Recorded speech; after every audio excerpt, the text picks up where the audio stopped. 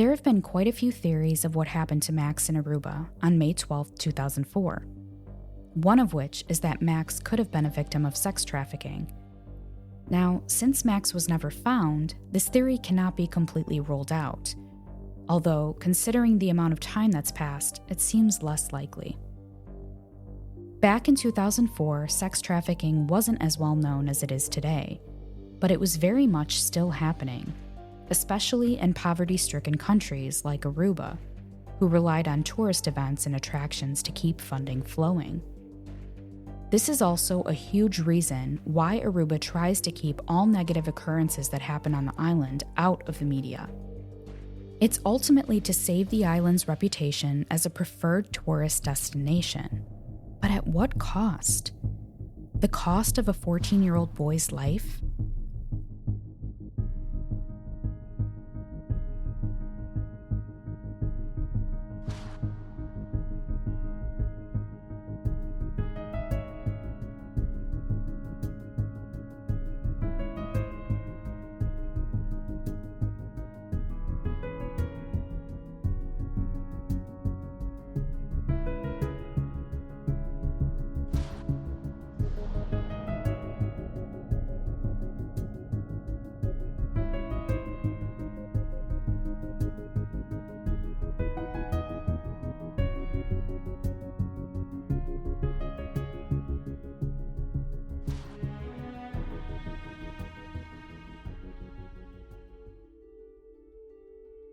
This is episode 5, Deadly Paradise. There were so many ways that the Aruban government mishandled Max's case, and it started from the second Max disappeared. Now, let's compare the media coverage of Max's disappearance, which was essentially next to none, to that of another well-known case that happened in Aruba just 1 year later.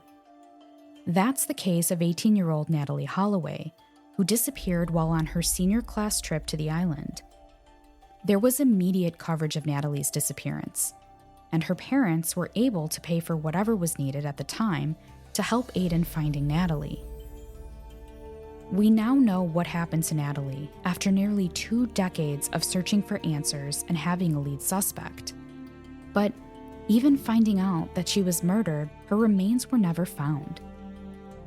Natalie's case became a media sensation, and even to this day, Natalie Holloway is a household name. Now, I don't want to take away from the devastating loss that the Holloways experienced, but why wasn't Max's case covered just as much as Natalie's? Why was Max's case swept under the rug and given only a 3-day full search before getting called off as lost at sea? What exactly is the Aruban government hiding? Or did someone pay off the Aruban police to ensure this was swept under the rug? Possibly someone who was a well-respected lawyer from Chicago who had the financial means to do so. It's hard not to dwell on the what-ifs in this case.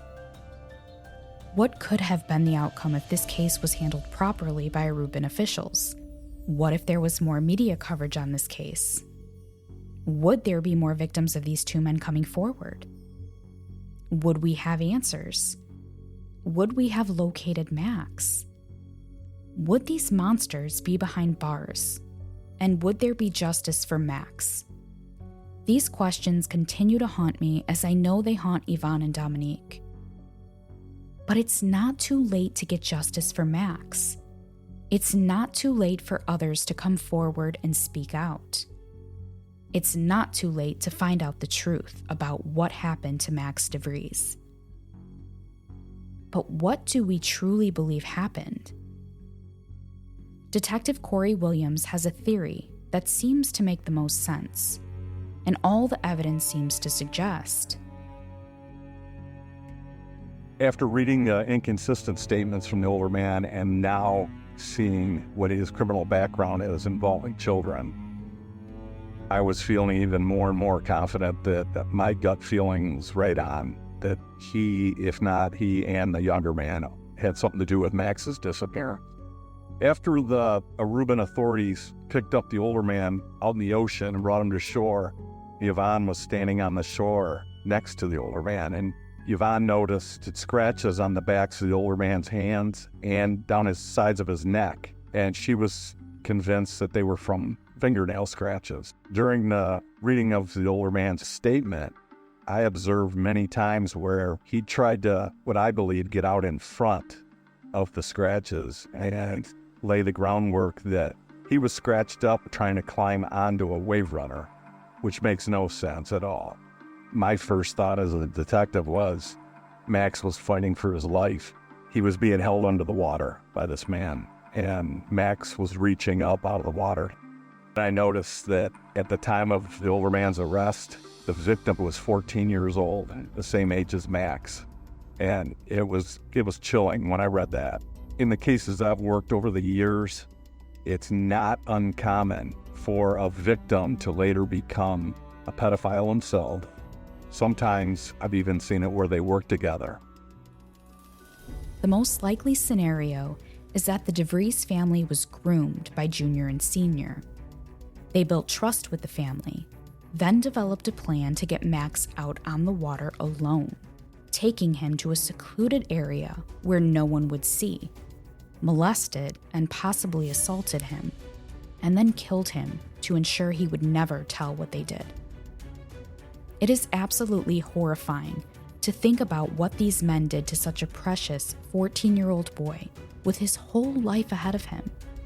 How can there be such cruel monsters in this world that would do that to a child? Yvonne and Dominique have to live with that devastating loss every single day. In the next episode, we'll dive into the aftermath of Max's disappearance and where his case currently stands today.